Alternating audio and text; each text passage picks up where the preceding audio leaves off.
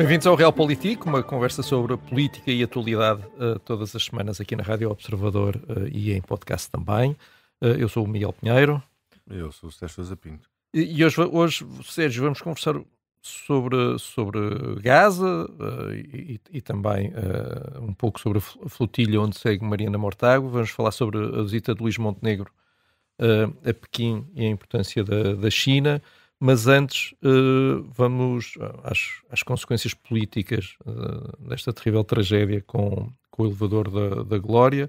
O descarrilamento que provocou 16 mortos cruzou-se, como era inevitável, com as eleições autárquicas, que são daqui a nada.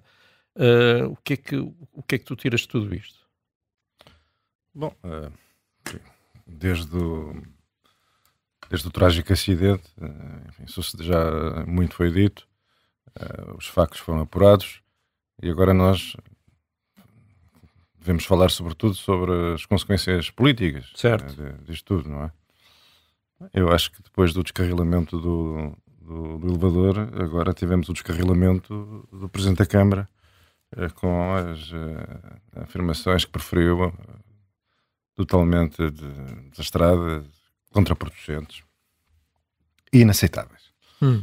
Porque... Quais em concreto? Todas? Não, todas não. Quer dizer, algumas inscrevem-se num certo padrão de normalidade que já nos vem habituando. Mas há alguns picos de insanidade que convém destacar. A pior de todas foi a referência a Jorge Coelho e a analogia mal amanhada que procurou estabelecer com o acidente de Entre os Rios. Moedas, no fundo, veio dizer o seguinte: bom, Jorge Coelho foi avisado, teve acesso a um relatório técnico que dizia que a ponte estava em risco ou que precisava de uma intervenção, a não sei o quê, nada fez, a tragédia ocorreu e Jorge Coelho fez o que tinha que fazer, que era demitir-se. Já eu não recebi nenhum relatório sobre o estado do elevador e do trambolho e do cabo e não sei o quê, e portanto eu não posso ser responsabilizado. Bem, isto é uma coisa absolutamente extraordinária, porque não corresponde à verdade. Jorge Coelho não teve acesso a relatório nenhum, Moedas foi desmentido por pessoas que têm um conhecimento da situação muito maior do que ele alguma vez terá. Fez acusações de inconsciência e incompetência de alguém que não está aqui para se defender. Tudo isto mal. E tudo isto desnecessário. E tudo isto contra por cento. Porque ninguém, julgo eu, terá dúvidas de que Carlos Moedas não tem culpa do acidente. Não tem culpa do acidente que ocorreu no elevador da Glória. Não houve nenhuma decisão que ele tivesse tomado que constituísse um erro, uma negligência, o que quer que seja, apesar dos esforços do PCP para dizer que o facto da manutenção ser feita por uma empresa privada, está esclarecido. Pronto, foram os privados que causaram isto com a sua sede de lucro e incompetência natural. Portanto, assim, foi ensaiada uma atribuição de culpas desta natureza. Com a ajuda dos sindicatos? Os sindicatos também vieram dizer tudo justiça. Mas a verdade é que não é possível, seriamente, dizer, com base numa qualquer sua decisão relativamente à manutenção, à privatização de certos serviços, que foi decidida muito antes de Carlos Moedas. E, portanto, Carlos Moedas tinha só que lamentar, aceitar a responsabilidade objetiva, que é aquela que decorre de ser ele o Presidente da Câmara na altura em que estas coisas trágicas ocorreram, agir para garantir que elas não se repetiam, restaurar a confiança das pessoas, afastar os responsáveis diretos por aquele equipamento, porque isso é indispensável à restauração da confiança das pessoas. Eventualmente, se assim o entendesse, também perdida a confiança no desempenho da empresa que tinha a incumbência da manutenção, proceder à substituição dessa empresa. Enfim, havia várias medidas que podia tomar, que todas elas eram razoáveis e compreensíveis, e mostrar que, bem, eu não tenho responsabilidade direta nisto, tenho uma responsabilidade objetiva, à qual não pretendo furtar, e eu espero que os lisboetas façam uma avaliação justa do que aconteceu, e essa avaliação será feita nas eleições. Mas não, tinha que vir dizer coisas que não são verdade. Portanto, ele já devia saber que não se mente. também devia saber que não se ataca pessoas que não se podem defender, inventar analogias fantasiosas e, portanto, descarrilar também ele, tristemente. No que diz respeito a Jorge Coelho, eu nem percebo muito bem o raciocínio, porque parece a mim que podes dizer uma de duas coisas. Jorge Coelho não sabia que havia um perigo na estrutura da ponte, demitiu-se pela responsabilidade política no sentido próprio, que é, eu não sabia de nada, mas alguém tem que dar a cara por isto. E então é um grande homem. Primeira coisa que podes dizer. Segunda coisa que tu podes dizer, Jorge Coelho demitiu-se porque sabia que aquilo ia cair. Ou que havia uma alta probabilidade de cair. Seria um inconsciente. E então não é um grande homem. Não é um grande homem, é um inconsciente. O que Carlos Moedas veio dizer é uma mistura disto. Veio dizer que Jorge Coelho sabia que havia o perigo iminente de queda, não fez nada, despediu-se, demitiu-se por causa disso e é um grande homem. Quer dizer, misturar as duas hipóteses é que é uma coisa que eu não consigo perceber, e há muita gente a misturar, porque, como obviamente não querem dizer mal de Jorge Coelho, que infelizmente já morreu, arranjam assim um raciocínio tortuoso para dizer que ele sabia e ao mesmo tempo dizer que ele era um grande homem, coisa que não é possível. Tem que escolher um lado, ou é uma coisa ou é outra, e realmente é uma ainda por cima é uma distração desnecessária. Acho que já bem basta 16 mortos, não é preciso ir recuperar mais uma pessoa que infelizmente também já morreu. Mas eu queria perceber um bocadinho melhor como é que tu olhas para a questão. Se eu bem percebi, tu olhando para isto, achas que a demissão que devia ter existido era do Presidente do Conselho de Administração da Carris? Ou nem aí vais? Não, eu acho que tem que haver. Vamos lá ver. Eu não tenho a informação suficiente, nem tenciono ter. Não é um tema que me. Sim, claro. E a tua profissão não é despedir pessoas, eu sei. É só para. Nem gosto nada de despedir pessoas e apelar a não é o meu estilo. Mas parece-me evidente que alguém tem que assumir a responsabilidade do que aconteceu. Não porque tenha diretamente causado aquilo, claro, mas porque é preciso restaurar a confiança. E quando é preciso restaurar a confiança, é preciso fazer um virar de página. E a página não pode... E seria o Presidente da Carris? O Presidente da Carris, eu sinceramente acho que o Presidente da Carris é a pessoa que está na pior posição possível. Certo. Quer dizer, é quem está na pior posição, na posição mais incómoda. Já não falo daquelas trapalhadas do contrato de não sei quantos meses, que não sei o quê, porque o concurso ficou deserto e não se foi possível fazer o nosso contrato. Que é evidente que estas coisas não podem acontecer. Quer dizer, qual é o sentido? Aquele contrato provisório que depois apareceu não sei onde, não sei se isto é verdade, se é mentira, só me faltava andar aqui agora a divulgar notícias falsas, mas aquela história de que o contrato não é bem contrato, porque não está tudo mal feito. Enfim, quer dizer, este desmazelo não é a confirmar-se, acho que não é possível, não é? E é preciso restaurar a confiança das pessoas. É preciso dizer, bem, todo este circo que foi incapaz de prevenir esta tragédia já levantou arraiais e desapareceu para as alegrias da vida privada. E agora vêm outras pessoas em quem nós, com renovada confiança, esperamos que faça o que tem que ser feito. Até porque há um outro ponto, que é, está a ser pedida muita informação, há alguma informação até nos dizem que não existe, não é? Acho que para haver confiança nesta nova informação que tem de ser revelada e publicada e escrutinada, era bom que quem estivesse à frente da empresa de facto pudesse dizer que não tem nada a temer. Quer dizer, não há nada, quer dizer, mesmo que surja informação que seja de alguma forma comprometedora para a Carris, não tem nada a ver com eles. E, portanto, estão à vontade para a divulgar. Atenção, eu não estou a dizer que é um argumento adicional. Eu não estou a dizer que... Eu não estou a dizer que a atual administração esteja, de alguma forma, a esconder informação. Não é isso que eu estou a dizer. Estou a dizer que há um problema de percepção pública de que isto vai ser feito sem ter, em linha de conta, nenhum receio. Nós que não somos especialistas em elevadores centenários, nem está no nosso horizonte adquirir essas valências, temos que opinar sobre isto armados do senso comum. E parece-me evidente que alguém não terá percebido que um equipamento dotado de uma tecnologia centenária, exposto ao uso intensivo de uma cidade que está pejada de turistas e que tem um dos seus landmarks, um dos seus, enfim, atrativos principais, esta coisa dos elevadores, não tenha considerado, tendo em conta a pressão que é exercida na utilização destes equipamentos, com multidões de turistas, todo o santo dia, a subir e descer em equipamentos antigos, com uma tecnologia da época. É evidente que estes equipamentos, que são equipamentos quase de museu, têm que ser objeto de uma assistência diferente, de equipamentos modernos, de equipamentos com uma utilização menos intensiva. Parece-me evidente. Parece-me evidente.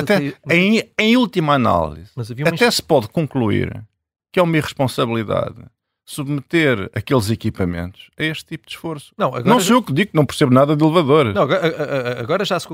Agora já vi que até outros elevadores também vão ser... Agora vão vistoriar. À portuguesa agora vão virar do avesso os elevadores todos de Portugal. E acho bem que o faço. Sim, e ainda bem. Por um lado, vamos ver, havia uma inspeção diária. Não é? Todos os dias ia lá alguém olhar para aquilo. Agora, de facto...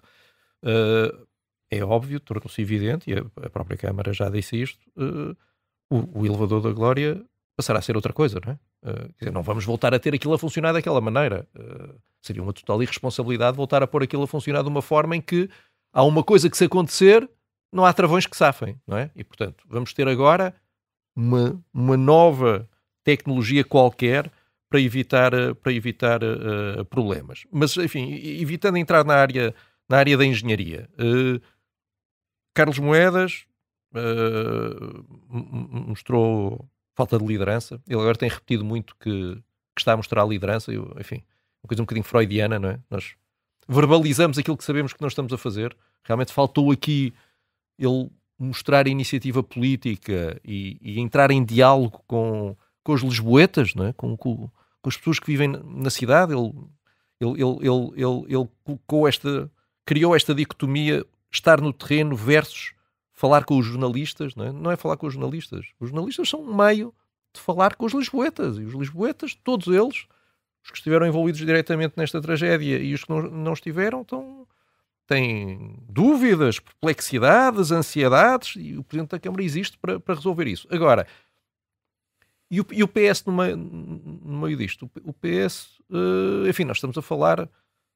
aqui da questão política, é inevitável falar, já todos sabemos que o mais importante aqui são as pessoas que morreram e as pessoas que ficaram feridas, mas isto tem inevitavelmente reflexos políticos. A mim pareceu-me que tivemos aqui uma demonstração óbvia de que o PS está dividido sobre o que é que deve fazer. Vamos ter uma segunda fase no Orçamento de Estado, mas temos um PS que procura uma imagem de moderação e depois temos um outro PS que quer manter um rumo pelo menos de retórica de maior radicalismo, que era aquilo que Pedro Nuno Santos queria e que fez. Pedro Nuno Santos esteve muito ativo no Facebook, ainda não chegou ao Instagram, ainda só está no Facebook. O PS sai numa posição também fragilizada daqui? Ou achas que é irrelevante? Não, não acho que seja irrelevante e não acho que o PS saia fragilizado, porque o PS portou-se com moderação, equilíbrio e justiça. Quer dizer, as coisas têm que ter conta, peso e medida, e o PS acho que se manteve dentro desses limites. O PS tem consciência que vamos ter eleições autárquicas daqui a um mês e, portanto, Moedas será julgado pelo eleitorado, não só evidentemente por esta tragédia, na qual tem as responsabilidades que tem, também não tem mais responsabilidades do que aquelas que tem, tem as que tem, e que as pessoas ajuizarão. Vai ser julgado pelo seu mandato e o PS teve que se insurgir quando, de repente, Carlos Moedas, esse Napoleão das autarquias que anda à frente das tropas como uma galinha decapitada, não é? Oferecer um grande exemplo de liderança, não é? se embrulhou nestas analogias despropositadas e falsas, trazendo à colação Jorge Coelho. Isso, obviamente, que o PS, que tinha tido até aqui uma posição de grande contenção e razoabilidade, não fazia demagogia, não vinha para as redes sociais de disparados, evidentemente teve que se insurgir, teve que se fazer ouvir. Só aqui um parênteses, mas e faz sentido António Costa, que está no Conselho Europeu, envolver-se nesta querela doméstica, assinando não sei se era um texto, uma carta aberta de ex-colegas do governo de Jorge Coelho, a propósito disto? Achas que... Eu acho que António Costa não se envolveu numa querela doméstica. Ele achou tão a atacar o bom nome de um homem ao lado do qual eu estive no momento mais difícil da vida política dele, e que escolheu o caminho da dignidade e da decência, não é? Estão a atacar o bom nome dele e a reputação dele. António Costa fez o que eu faria e que tu farias, não é? Quis lá saber do Conselho Europeu. Fez o que a decência mandava. É um bom ponto. Olha, e portanto, tu evitaste aí habilmente Pedro Nuno Santos. Pedro Nuno Santos não representa uma parte do PS que discorda desta posição mais moderada do partido na reação à tragédia. Olha, o que é a posição do PS? A posição do PS... Claro, é que os seus órgãos definem. Sei muito bem. O PS não reuniu para fazer um grande brainstorming sobre os elevadores de Lisboa. Com certeza, claro. Claro que sim. Mas, quer dizer, pode haver maiores ou menores divisões no partido sobre o caminho a seguir. Sobre se deve ser aqui e a seguir no Orçamento de Estado um caminho de maior moderação. Eu não estou a dizer que a moderação seja melhor do que o radicalismo. Nem sequer estou a... Não estou a ir por aí. Um caminho de maior moderação ou um caminho de menor moderação? Achas que o Pedro Nuno Santos fala só pelo Pedro Nuno Santos e por mais ninguém? Eu acho que todos nós falamos por nós. Uma vez que ninguém nos passou uma carta de alforria, não recebemos nenhum mandato. Certo. Não é? Exceto José Luís Carneiro. Exceto José Luís Carneiro, porque ou os órgãos do partido, distritais, os membros dos órgãos nacionais podem falar, mas quer dizer, o PS é um partido. Vive assim, não vale a pena estar sempre que uma pessoa manifesta uma opinião discordante, dizer o partido está dividido. Não está nada dividido, as pessoas têm opiniões diferentes.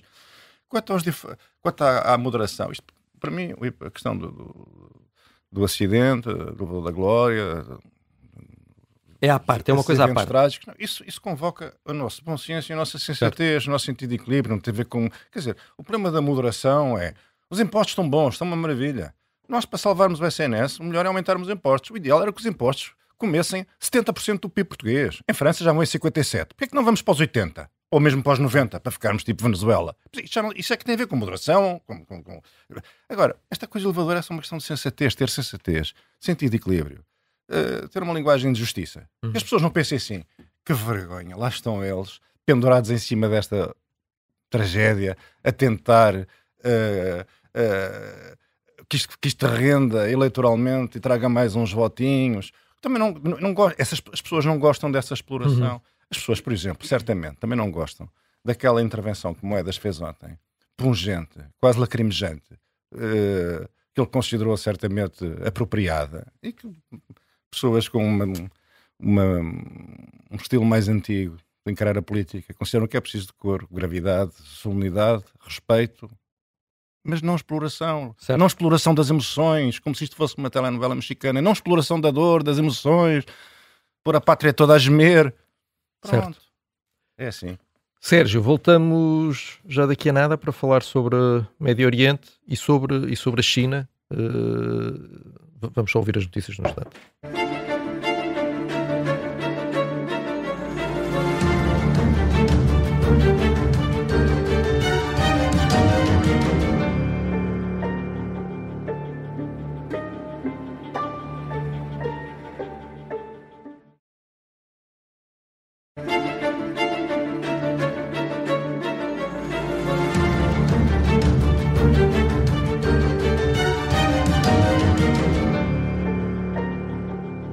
Bem-vindos de volta ao Realpolitik. Sérgio, esta semana aconteceu muita coisa no Médio Oriente. Um atentado em Jerusalém que foi reivindicado pelo Hamas, um ataque de Israel à cúpula de negociadores do Hamas na capital do Qatar. No meio de tudo isto continua a viagem atribulada da flotilha com Mariana Mortágua a bordo. Isto está complicado, não é? É o mínimo que se oferece dizer. Não, o evento mais perturbador, do meu ponto de vista, foi o ataque com um míssil ontem na capital do Qatar. Convém lembrar o seguinte: o Qatar é um país amigo dos países ocidentais. É um país que tem desempenhado um papel útil e construtivo nas negociações de paz, não só no Médio Oriente, mas noutros teatros de conflitos no mundo. E é um país que faz parte da comunidade internacional, é um país respeitado pela comunidade internacional, e o que o governo de Israel fez foi mais um crime e mais uma violação descarada do direito internacional, que pretende por isso simplesmente abolir. Já sabemos que o ataque aos negociadores, qual é o sentido de atacar os negociadores do Hamas? Só pode ser sabotar, inviabilizar qualquer sarfo, qualquer acordo de sarfo. O argumento de Israel é o de que os negociadores do Hamas, e na realidade a cúpula do Hamas pensam eles, confortavelmente e de forma segura, alojados na capital do Qatar, deixando em Gaza os seus sicários por um lado, para usar a nova expressão, os combatentes do Hamas, que não pertencem à cúpula, e também a população de Gaza, todos eles sujeitos aos perigos da guerra, enquanto estão de forma segura em Doha, na capital do Qatar. E, como estão seguros e confortáveis, não sentem nenhuma pressão para acabar com a guerra. Portanto, o melhor é tirar-lhes com um míssil para cima e... O objetivo foi mostrar-lhes que não estão seguros e que enquanto o conflito continuar que não estão seguros. Eu não estou a dizer que é um bom método. Então só estou a dizer que o racional por trás disso não há racional. Não há racional por trás disso. Só há irracional por trás disso. Felizmente que os negociadores da equipa do Hamas não estavam, que essas negociações não decorrem em Genebra ou em Lisboa, porque se estivessem no Hotel Ritz, se calhar Netanyahu tinha mandado bombardear o Hotel Ritz aqui no Parque Eduardo VII, portanto ainda bem que não. Uma violação descarada da soberania do Qatar, mas o atual Israel não tem respeito por nada, está a converter-se para um Estado pária da comunidade internacional, condenado por mais de 140 países na Assembleia Geral das Nações Unidas.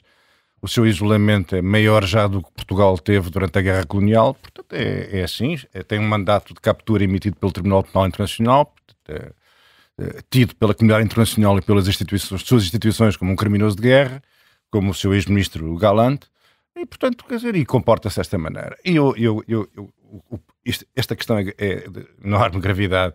Nós já sabemos que os famosos negociadores aparentemente não foram vitimados. Temos que esperar para ver, por este ataque, mas o que nós sabemos é que 11 pessoas morreram, não é? E agora é preciso saber quem são essas 11 pessoas. Já sabemos que são alguns membros dos serviços de segurança do Qatar. E portanto, quer dizer, nós vivemos neste momento com um Estado que ataca Estados soberanos, a capital de países soberanos, e que vive numa afirmação despoderada do poder que estima ter e acha que resolve os problemas da região exibindo o seu desprezo pelo direito internacional. Ora, quando o direito internacional é violado desta maneira, em Gaza, agora em Doha, na Ucrânia, para que mundo é que nós estamos a avançar? Estamos a progredir em que sentido? Isto é estarrecedor. Isto é estarrecedor. Quer dizer, Xi Jinping não invade Taiwan porquê? Nós não sabemos. Provavelmente porque a China é uma potência segura, confiável, paciente, sensata. Mas não certamente por causa do direito internacional. Porque o direito internacional já não vale o papel em que está escrito. Sim, o desrespeito pelo direito internacional é generalizado. Tu não tens em Taiwan forças militares a despejar mísseis para dentro do território chinês. Se calhar se tivesse isso, Taiwan já teria sido invadida. Estou a dizer que não podes comparar as duas situações. Também não tens forças armadas a exigirem a evacuação de 1 milhão de pessoas de um sítio destruído para lugar nenhum, a morrerem à fome. Não tens isso também, não é? E, portanto, é preciso... A violência no Médio Oriente, não vale a pena estarmos aqui estou a dizer que a cooperação... Quer dizer, a China... Nessas comparações. Agora, o que nós podemos reconhecer... Se olhar para os uigures na China... O direito internacional... A China também não é propriamente um grande exemplo. Não é? Pronto, só estou a dizer que... vivemos num mundo hobbesiano. Um mundo hobbesiano. O direito internacional foi poesia lírica. Não é? As Nações Unidas são... Enfim... Não tem qualquer importância nem significado histórico, e o direito internacional é uma ilusão. Vivemos embalados por essa esperança, e de facto o mundo é um mundo de violência e força, e ai de quem não tem força. E nós que não temos força, se calhar devíamos temer este mundo novo, onde os fortes invadem, expulsam, oprimem, bombardeiam os mais fracos. E os mais fracos fazem-se explodir em autocarros, que também é uma prática deprimente. Mas é assim, é um mundo de caos e de violência. E as Nações Unidas já se pronunciaram, a União Europeia pronunciou-se, vai agora... Parece que a Comissão Europeia pretende suspender parcialmente os acordos de cooperação com Israel e os acordos comerciais com Israel. Porquê parcialmente? Nós, quando defendemos o interesse do Ocidente, estamos a defender exatamente o quê? Quer dizer, se o Ocidente se desligar dos nossos valores comuns, não é? Que estão plasmados nas grandes cartas internacionais, nos tratados que vinculam a comunidade internacional, se nós nos vamos desligando disso, somos incapazes de esclarecer o mundo. Nós não somos a grande potência militar, nem sequer estamos entre elas. Mas nós estamos armados do direito internacional, é a nossa superioridade moral. Se calhar parcialmente, porque se nós formos cortar totalmente os laços com toda a gente que tem ações que escapam aos princípios teóricos da civilização europeia e que são ótimos, cortávamos relações com o mundo inteiro. Quase. Vamos lá ver. Tu não, a nossa divergência... Bom, então ali naquela zona, todos aqueles países, incluindo se calhar o Qatar, se formos olhar para o Qatar com uma lupa, claro, o Qatar é um aliado do Ocidente porque nos dá jeito, não é? Porque nos dá jeito como mediador de uma série de coisas. O Qatar também tem interesse em ganhar um peso na esfera internacional que não teria por si próprio, não é? E que ganha por estas ações diplomáticas, e ainda bem, porque isso ajuda a resolver alguns problemas. Mas, quer dizer, se nós formos aplicar critérios sem nuances ao mundo inteiro, não é só com Israel que vamos cortar as relações totalmente. O problema não são as nuances. Isto é como uma pessoa estar diante da Serra da Estrela e dizer, olha, está aqui uma nuance topográfica. Está diante do Everest e diz, olha, uma nuance topográfica. Não há nuance nenhuma. O que há é um mundo que existia, muito imperfeito, mais ou menos regulado pelo direito internacional e pelas instituições que o servem e que o protegem e que o afirmam, e um mundo novo que foi aberto com a invasão da Ucrânia, uma guerra de conquista bárbara, à moda antiga. Digo moda antiga aos anos que precederam as calamidades que geraram a oportunidade de se fazer o direito internacional, a Segunda Guerra, as monstruosidades do século XX, e o que está acontecendo no Médio Oriente, na Palestina. E agora com o bombardeamento de um país soberano, de um país independente. Dir-me-ás, a história registra casos desses. Pois, com certeza é que registra. Nós lembramos do que aconteceu na Guerra do Vietnã. Mas isto são sinais horríveis sobre a nova realidade internacional para a qual estamos paulatinamente... Nem é paulatinamente, isto é quase uma queda livre.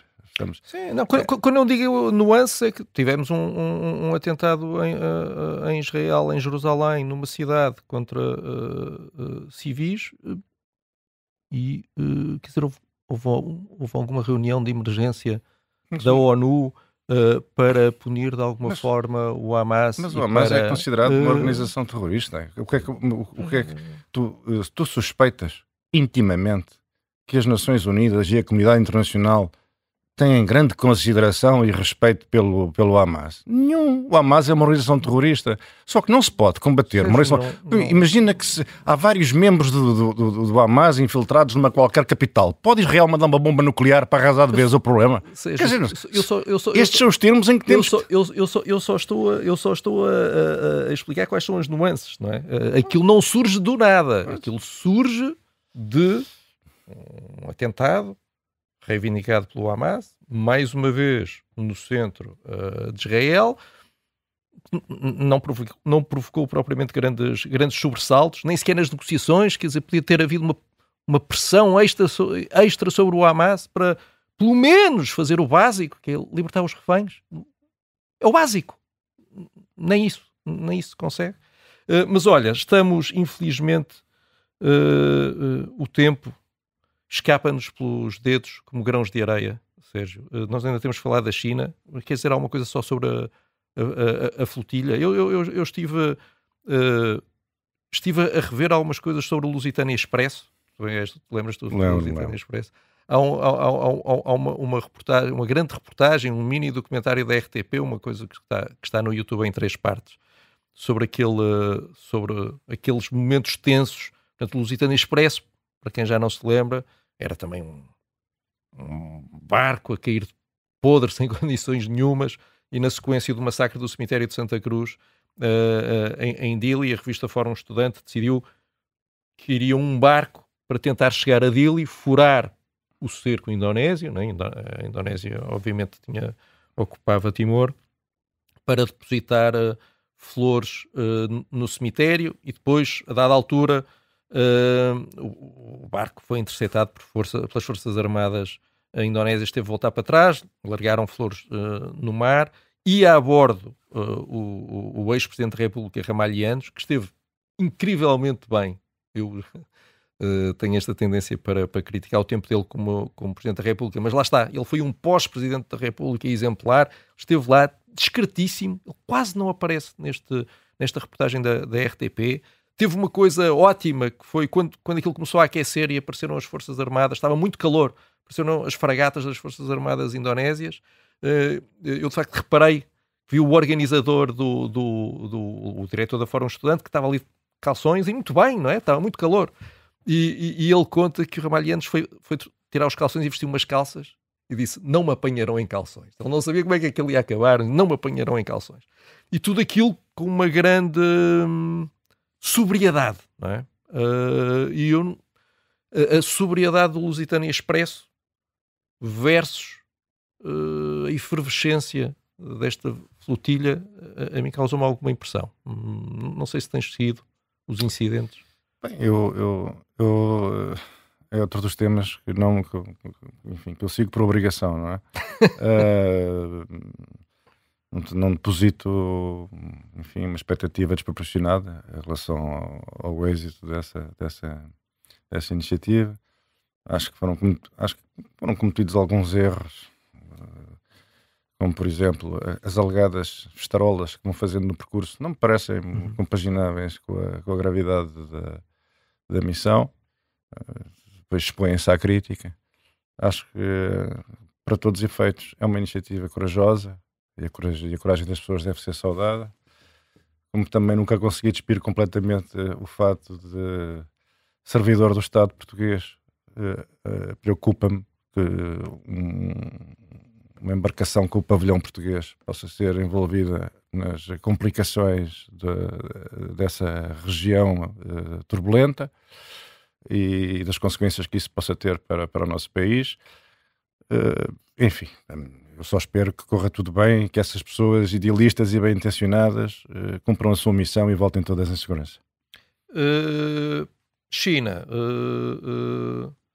Luís Montenegro está a fazer uma visita de Estado. Enfim, Portugal tem relações muito antigas com a China. Foi muito bem recebido. eu temi, lembro-me, há uma história que o Kissinger conta num livro sobre a China, em que o Mao Tse-tung recebe o Khrushchev.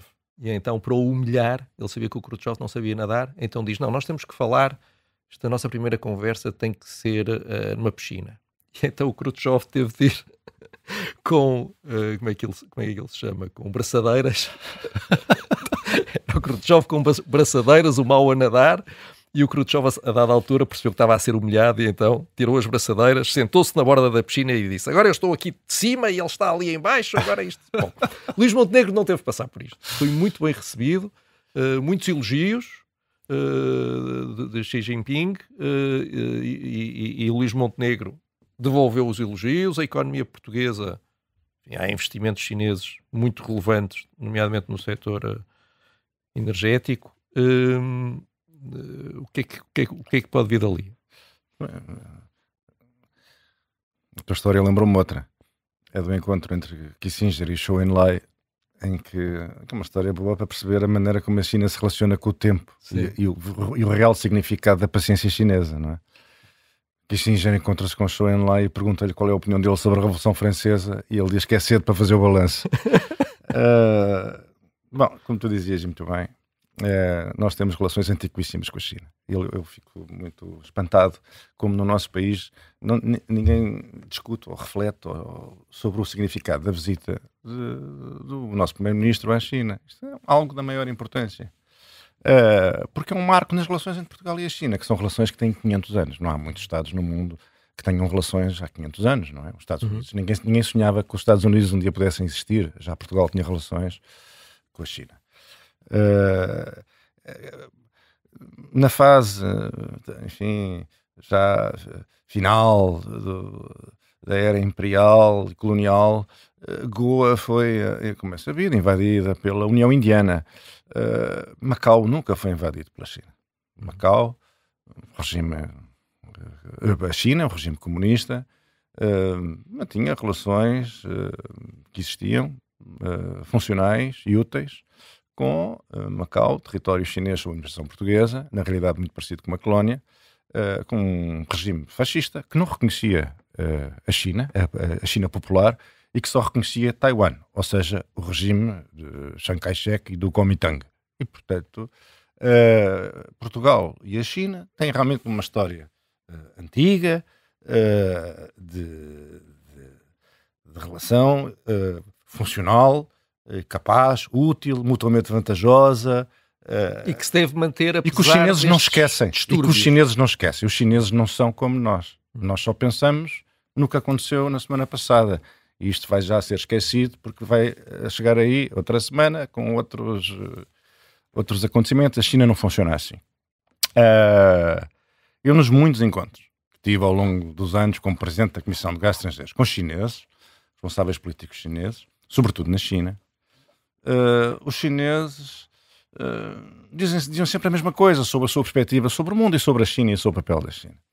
A China procura reerguer-se historicamente. A ideia de que a China, na perspectiva chinesa, a China está a levantar-se ainda das humilhações que sofreu do mundo ocidental depois de, por milhares de anos, se ver a si própria como centro do mundo. Quer dizer, no século XVI, na altura dos descobrimentos, o PIB per capita da China era superior ao europeu. Convém ter essas coisas presentes. Deixa-me só citar daqui teve a circular, houve alguém que fez um tweet com um excerto do livro de memórias da Merkel, a Angela Merkel, em que ela conta uma visita à China. E isto vai exatamente, apanha exatamente isso. Ela diz isto. Nos nossos encontros, Xi Jinping falava frequentemente sobre a história da humanidade ao longo dos últimos 2000 anos e sublinhava que em 18 desses 20 séculos a China tinha sido o centro do mundo cultural e económico. A China só tinha ficado para trás no começo do século XIX, disse-me ele, e depois a Merkel continua. Quando eu vi aquilo, pedi ao meu assessor económico que verificasse se estas afirmações eram verdadeiras, tendo em conta os dados disponíveis. Ele confirmou que era verdade. Com certeza. E, portanto, de facto... A China, no século XVI, pelos vistos até mais tarde ainda, tinha um PIB per capita superior ao do Ocidente. A China não esquece as humilhações e os abusos de que foi vítima. E a China procura historicamente reerguer-se, e assumir o papel que considera que lhe compete. E quer dizer, tentar travar ou moderar ou conter, como agora se diz, a afirmação da China não só é uma pretensão ilegítima como é irrealista. A outra, para além de reerguer a China, qual era a outra coisa que todos os responsáveis chineses dizem? A China parece uma entidade coletiva, como se estivesse submetida a um imperador coletivo. E o imperador coletivo diz sempre a mesma coisa. Reerguer a China, a sua importância histórica e alcançar um nível moderado de prosperidade. A China deseja alcançar um nível moderado de prosperidade. A China não tem hoje o PIB per capita, por exemplo, português. Nós podemos considerar que Portugal é um país que alcançou um nível moderado de prosperidade. No dia em que a China alcançar o PIB per capita português, a economia chinesa será maior que a americana e a europeia juntas. Isto é para nós termos uma noção do que representa a China. Portanto, isso não vai ser mau para nós? Nós, Europa Ocidental, mas Ocidente... não interessa se vão ser mau. Eu não acho que tenha que ser mau. Eu acho que a Europa está... Não é um perigo, não é uma ameaça, não é... Mas quer dizer, viver é perigoso. Mas então é perigoso, o que é que vamos fazer? Vamos conter a China? Vamos já organizar, como se faz aqui em Portugal, vamos já marcar um Conselho de Ministros extraordinário porque é preciso conter a China, não é? Temos que arranjar políticas públicas para lidar com essa nova contingência da ascensão histórica da China. Portanto, tem que ser com o real político. Não é? Por exemplo, Portugal foi dos países que sempre teve um discurso positivo em relação ao projeto Um Cinturão, uma Rota da China. No sentido, nós precisamos, nós seremos beneficiários, todos nós beneficiaremos com o aprofundamento das relações comerciais dentro do grande continente, da grande massa euroasiática. Isso é importante para nós. Se calhar os Estados Unidos têm uma perspectiva diferente, mas como nós temos vindo a aprender recentemente, não há nenhuma razão para só ter aprendido agora. Mas agora até os mais obtusos têm que ver as coisas como elas são. Os Estados Unidos nunca confundem o seu interesse próprio com o interesse dos outros. E nós também temos que perceber que o nosso interesse não é sempre exatamente coincidente e não se sobrepõe completamente e na perfeição ao interesse americano.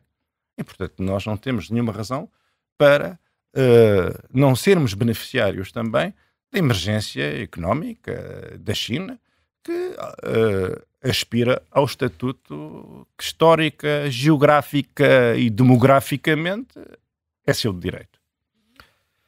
Muito bem, com esse otimismo,